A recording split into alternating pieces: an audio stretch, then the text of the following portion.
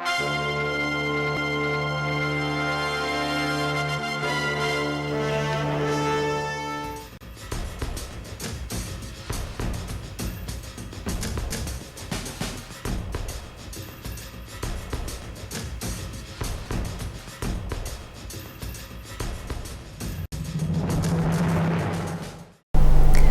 to SAT TV's news. I am Shana Esprit, your presenter. In our top stories, funding for elderly home improvement is on course. Trinidad PM reshuffles cabinet. President Obama pushes G20 leaders for support of Syria.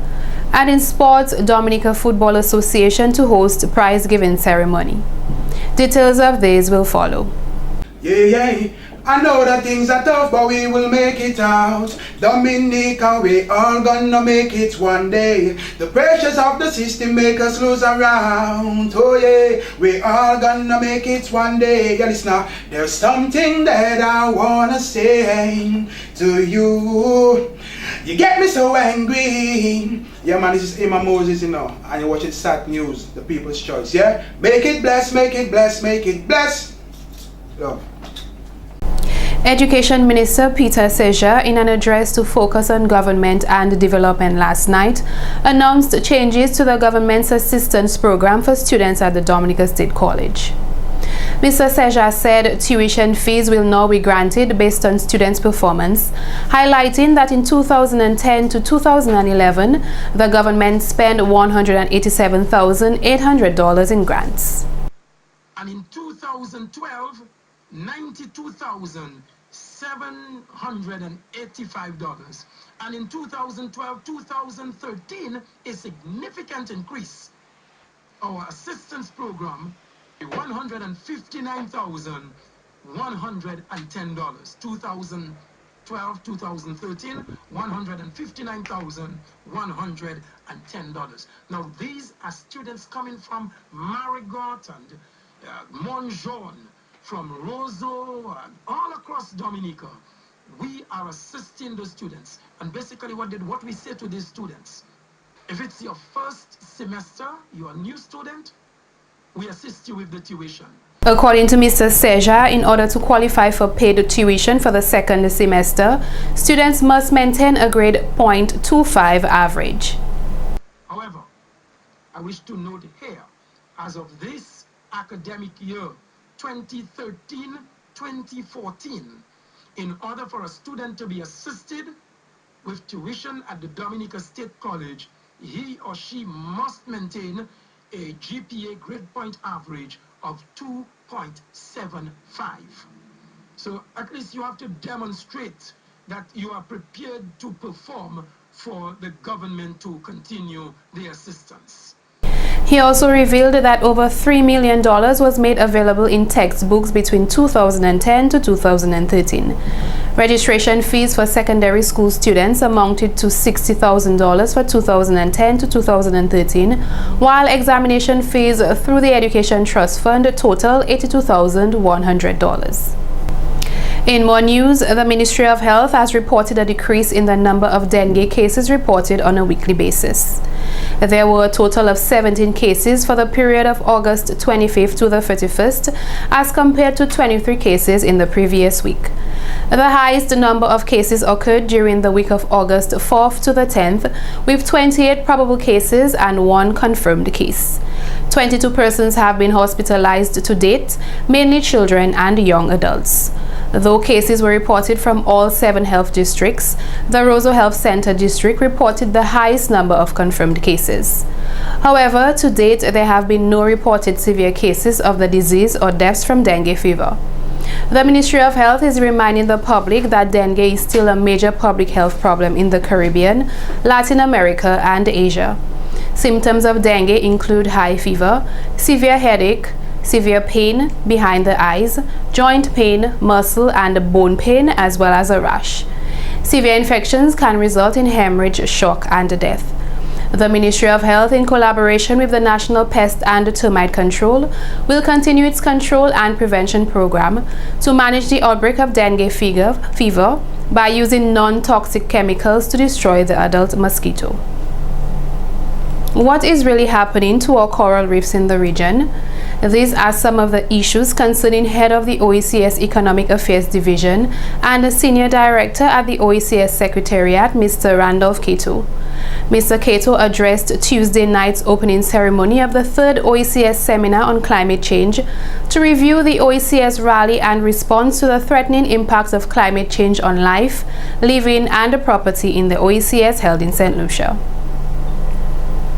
According to Senior Director, as small island states, we face many challenges arising from small size geographical location, small economies, limited infrastructure, and many others. Indeed, all of those characteristics that were set out so well in the seminal 2000 Small States Report done by the World Bank and the Commonwealth Secretariat, and which make us in the OECS the poster children for SIDS, because we really do represent the epitome of what small island developing states are all about. The challenges and vulnerabilities resulting from these circumstances are only expected to be compounded, not mitigated, compounded by the potential impacts of global climate change. The impacts on small island states have been explored by many scientists. It is expected that sea level will rise, lead to greater coastal flooding and damage to infrastructure, he stated. For those of us inhabiting the small land spaces in the OECS, this must be particularly worrisome. Indeed, it's more than expectations. Those of us, as I said, who inhabit these islands can point to the changes that we have seen in our own lifetimes, and not all who might be same period as I am, even those who are much younger, would have seen the changes that would have taken place in the coastlines of our member states. Mr. Cato said once upon a time vehicles drove near crystal clear white sanded beaches in St. Vincent and the Grenadines, and now individuals comment that there isn't any difference between the land and the sea. He said although it is not something that is expected to happen, it is something which occurs frequently throughout the OECS. Besides the impact on the coastal areas, there is in fact the issue of more frequent and extreme issues, he noted. We also expect to become a feature of Caribbean weather. Again, this is something that we know. This is something that we have experienced within the past several years. And yet, whilst we are having those droughts on the one hand, on the other hand, there is a likelihood of increased periods of heavier precipitation. Again, speaking the language of likelihood. But that has been our reality. Mr. Cato says it is a double hit for us in the OECS. In other stories, on Thursday, September 6, the Dominica Council of Aging held a press conference as part of the Month of the Elderly to display their work conducted throughout this year as well as to sensitize the public. Every September, the DCOA recognizes Month of the Elderly, and this year a program of activities was launched to commemorate this year's celebration. Acting President of the Dominica Council on Aging, Mr. Nigel Lawrence, says one of the highlighted projects is the improvement of 3 current homes for the elderly. The project has been estimated between US $400,000 to $655,000 and is being funded by the Caribbean Development Disaster Risk Management Fund. House of Hope in Delis, which houses differently abled people, and actually they house now 6 ladies who are all differently able. Some have poor sight, some are unable to speak, they are unable to walk properly, and so on. And they're being cared by volunteers in the community of Delis.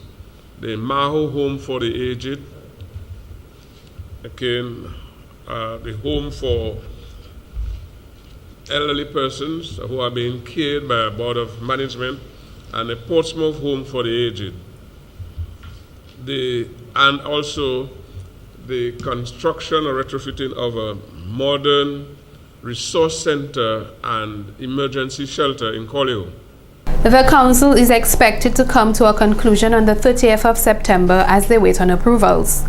The bank has given us credit for the concept note and allowed us to move to phase 2, which requires the completion of the application form, he stated. Mr. Lawrence noted the most challenging part of the project is raising the funds. In the preparations we have sent to the bank so far, we are within that target number. We are seeking to install solar generating plants at the 3 homes, well, all 4 facilities. And that is to help with climate change, solar heating systems where these are not there, large storage water tanks for the facilities, and in Collier to have the modern model emergency shelter. Now that will be our challenge. The acting president is looking forward to the approval of the project and receiving the finance requested. He said the installation of solar generating plants at the 4 facilities help with climate change, and a solar heating system is necessary and will be beneficial.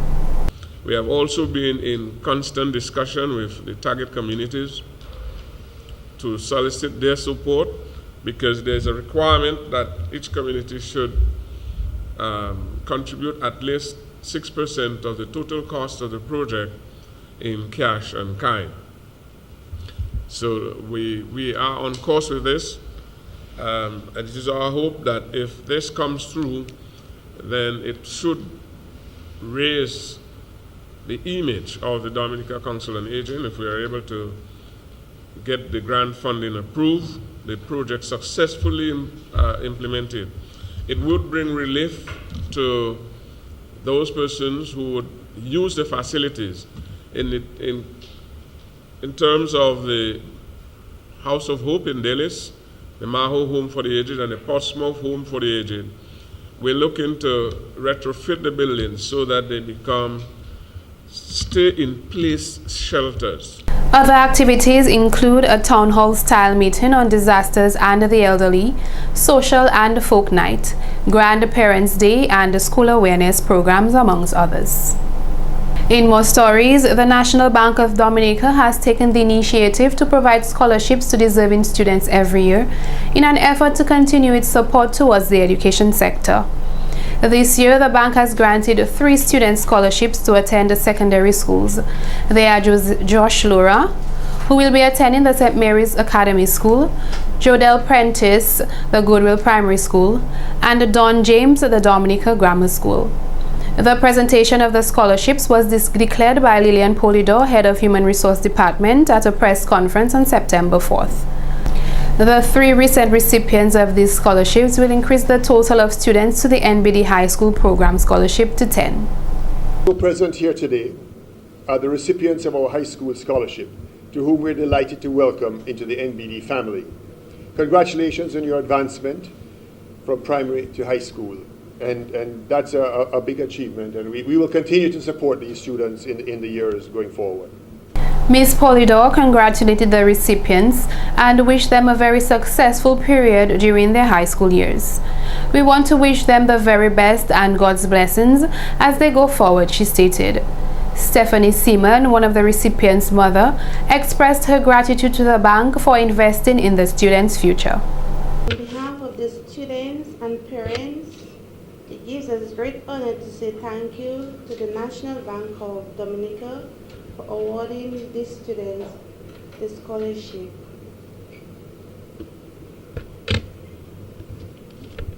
We are very thankful and we appreciate your willingness and confidence in contributing in our students' future education. Once again, thank you NBD for investing in our students' future. The scholarships will cover the students' period at high school and include stationery costs, amongst others. In other news, a student from the Dominica State College will represent Dominica at the World Youth Summit in Costa Rica. Akeem Lowe from the community of Portsmouth is expected to join other ICT persons in San Jose from September 9th to the 11th. Mr. Lowe will participate in a number of workshops and have the opportunity to meet and mingle with other world youths and leading industry innovators, pioneers, and professionals at the summit. The ICT Summit is being hosted by the government of Costa Rica and organized by the International Telecommunications Union, together with other organizations in the UN family, as well as partners from governments, industry, media, and civil society. The Global Summit in Costa Rica will bring young people around the globe together, both physically and virtually, to participate in a series of workshops, presentations, and conversations. The summit will issue a multimedia statement from young people on site and virtually for delivery to the United Nations General Assembly in September by the President of Costa Rica. Mr. Lowe's participation was made possible through the collaborative efforts of the Ministry of Telecommunications and Information, the Dominica State College, and the ITU offices in Barbados and Geneva. The successors at this Global Youth Meeting were Ms. Tammy Jajak and Mr. Arthur Pemberton. Mr. Lowe is expected to return to Dominica on September 12, 2013.